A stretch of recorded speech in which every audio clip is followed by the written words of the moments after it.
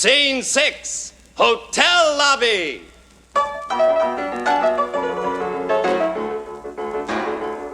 Well, if it isn't my old friend Dauber, the artist. Well, if it isn't my old friend Yasha, the violinist. He has to be here today. Of all the people who walk into a hotel lobby, I meet him. How's the concert business? Fine. How's the painting business? I had 30 concerts last year. Last year? I sold 12 pictures last year. How about this year? This year, I rely on my talent. Prospects are lousy for me, too. Don't let me keep you. Please be on your way. You must have many things to do. No, not at all. An appointment today brings me to these parts. Me too. But the person I'm about to meet, I doubt you could have met her. The kind that grovels at my feet. She'd stay there if I let her. She's fabulously wealthy, and although that's not the reason, I think she can be counted on to subsidize me all next season. Your lady friend does resemble a lot someone, and that's very queer. So? Someone who's meeting me here.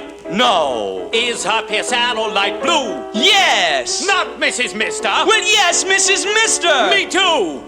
Oh, there's something so damn low about the rich.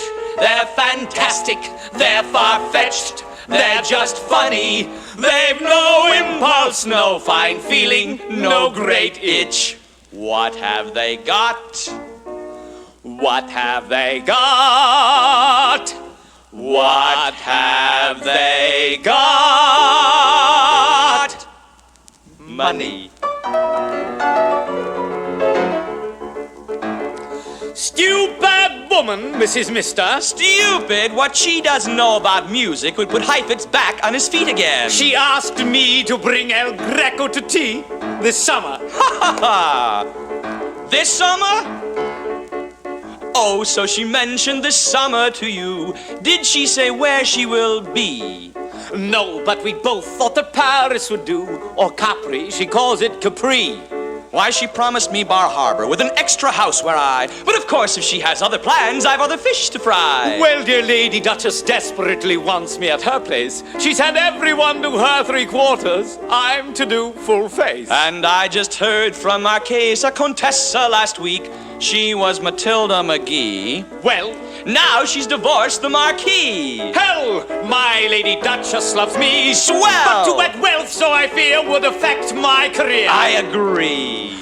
Oh, there's something so damn low about the rich. It's incredible. The open way they court you. All these millionaires, I can't tell which is which. What can they do?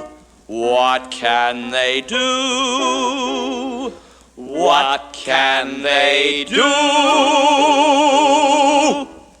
Support you. Oh, there you are, you two, and together. Who says I haven't brought about a union of the arts? Painting and music, twin flowers from one stem, the spirit. Yasha, those horns are perfect. Imagine he went and had the horns of my Pierce arrow tuned to that motif from Beethoven's Egmont Overture. You know, ta-ta, ta-ta, ta-ta, yoo-hoo. Oh, Dauber, I had an argument at lunch today with Hallie Vacuum whether Picasso has curly hair.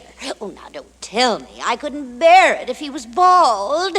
Oh, the weekend. You're both coming to me for the weekend. Oh, yes. Ask us again and again, Mrs. Mister. Ask us again. We love it, please, now and then. Do ask us again. Whenever it's convenient, we'll come. When it's not, we're always lenient. Unless you found some other bum. For we love to sit in the lap of your lush and lavish display. Although it's only from Friday night till Sunday. Your guests are disgusting. Your food is too heavy. We eat and we drink and we belch and we're full and we're ill and we're bored. Boys will kill me. But we live off the fat of the land. And for service we don't lift a hand. We're allowed to be rude and insulting and lewd.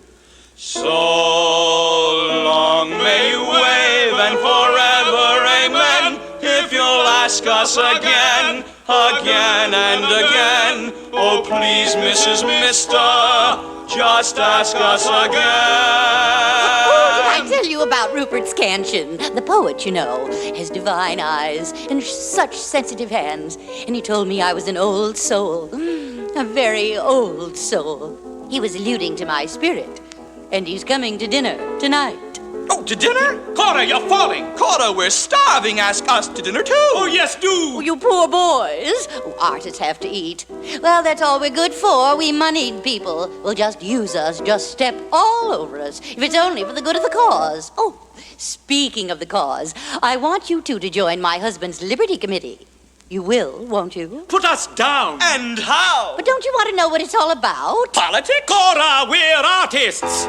And we love art for art's sake. It's smart for art's sake. To part for art's sake. With your heart for art's sake. And your mind for art's sake. Be blind for art's sake. And deaf for art's sake. And dumb for art's sake. Until for art's sake. They kill for art's sake. All the art for art's sake. There's the car now. Dauber. Yasha. Yoo-hoo! Yoo-hoo! Yoo-hoo! Scene 7, Night Court.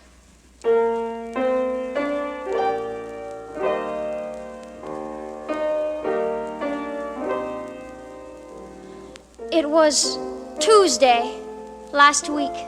Yeah, Tuesday. I had breakfast at Andy's, coffee and. For lunch I had coffee and again. For dinner I could only afford coffee. Then I looked on the floor, and I see a nickel shining there. Gee. Coffee and, Andy. Then I looked closer. That wasn't no nickel. Not coffee and, Andy, just coffee. Andy. Cute, huh? Mister, you don't know what it felt like thinking that was a nickel under my foot.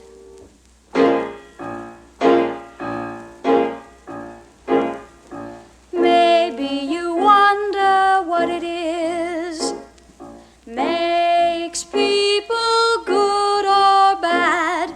Why some guy, an ace without a doubt, turns out to be a bastard, and the other way about. I'll tell you what I feel. It's just the nickel under the heel. Oh, you can live like hearts and flowers, and every day is a wonderland tour. Oh, you can dream and scheme and happily put and take and put. But first be sure the nickel's under your foot. Go stand on someone's neck while you're taken. Cut into somebody's throat as you put.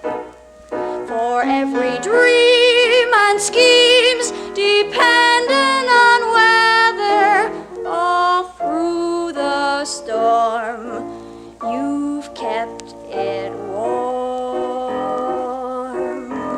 The nickel under your foot. And if you're sweet, then you'll grow rotten. Your pretty heart covered over with soot. if for once you're gay and devil may careless and oh so hot, I know you've got that nickel under your foot.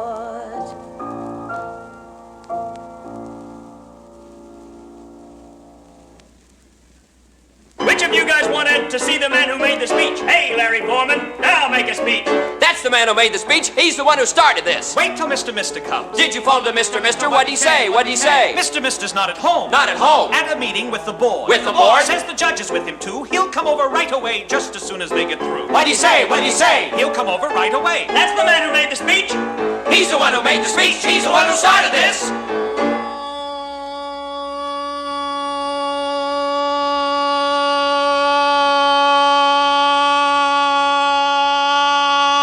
Boy, I just been grilled. Hey, who made up that word grilled anyway? I also been barbecued, frizzled, and pleated. Now I know what the dirty foreigners feel like. I guess I am a foreigner at that. Our property's been in the family for over 60 years, but it's 9 miles out of town, so that makes me a foreigner. And not that it's a good property. If it was, we wouldn't have it no 60 Minutes.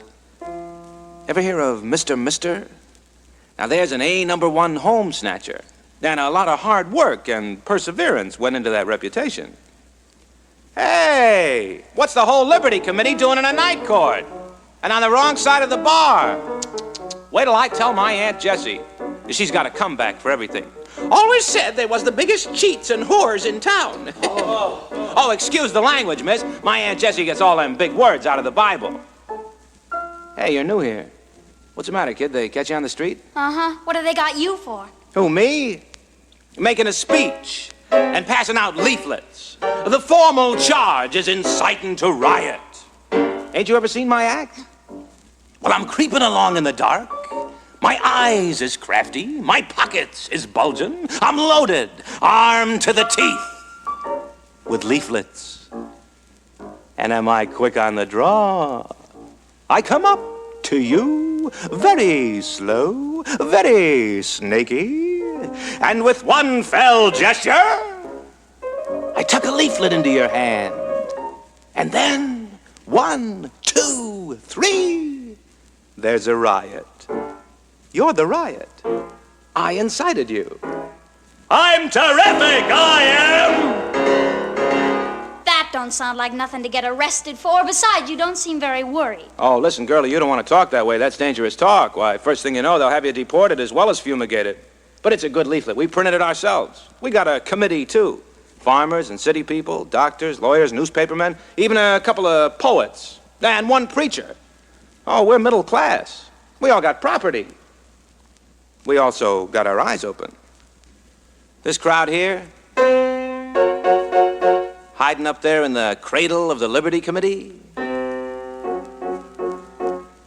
Upon the topmost bough of yonder tree now, like bees in their hives, the lords and their lackeys and wives, a swinging rockabye baby in a nice big cradle. Then they remark, the air is chilly up there, the sky beetle-browed, can that be a cloud over there? And then they put out their hands and feel stormy weather. A birdie ups and cries, boys, this looks bad. You haven't used your eyes, you'll wish you had. That's thunder, that's lightning, and it's gonna surround you. No wonder those storm birds seem to circle around you. Well, you can't climb down and you can't sit still. That's a storm that's gonna last until the final wind blows. And when the wind blows, the cradle will rock.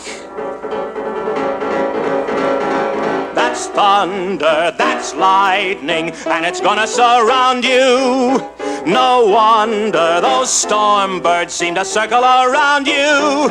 Well, you can't climb down and you can't say no. You can't stop the weather, not with all your dough. But when the wind blows, oh, when the wind blows, the cradle will rock. The cradle will rock. You think we don't know what that fight tonight's about? Why Murphy from the Rolling Mills and Brown from the Ruffers and Young from the Boilermakers are all sitting there together in Union headquarters? Those boys don't know it, but they're fighting our fight, too. They're making onions grow all over the land where nothing but cactus grew before. And they'll have the blasters and the machinists with them before the week is out. Try and stop them. Did he say onions? Yes, but he means unions. Oh. And did you see the people? The tons of them. And the order, the quiet. I lost my Aunt Jessie in a crowd of Boilermakers, bunched together with their wives and kids on one side of the square. And the Boilermakers' kids all had bugles. I'll find her blowing a bugle, I guess. Unless they pull her in for carrying concealed, deadly leaflets. Old two-gun Jessie herself. And on the other side of the square were the Ruffers with their kids, and their kids all had drums. I saw them. In the middle of the square were the rolling mill workers. And the kids out in front, too, with fifes. You know what it takes to keep a kid from blowing on his bugle or banging his drum? And they're all standing there, not making a sound, just waiting. Waiting. Ready to strike up the band as soon as they hear the good news. I asked one little boy why he wasn't playing his fife. And he said, "Mister, that's discipline." Tonight's the night. Oh, boy, if they get together. Oh, boy, oh, boy, oh, boy. Goodbye, open shop in Steel Town. Hello, closed shop. What's the difference? The difference? Open shop is when a Boilermaker can be kicked around, demoted, fired like that. He's alone. He's free. Free to be wiped out. Closed shop. He's got 50,000 other Boilermakers behind him, ready to back him up, every one of them, to the last lunch pail. The difference is like the 5 fingers on your hand. That's the Boilermakers. Just one finger. But this, rollers, roughers, machinists, blasters, Boilermakers, that's closed shop. That's a union. Oh boy, oh boy, oh boy, oh boy.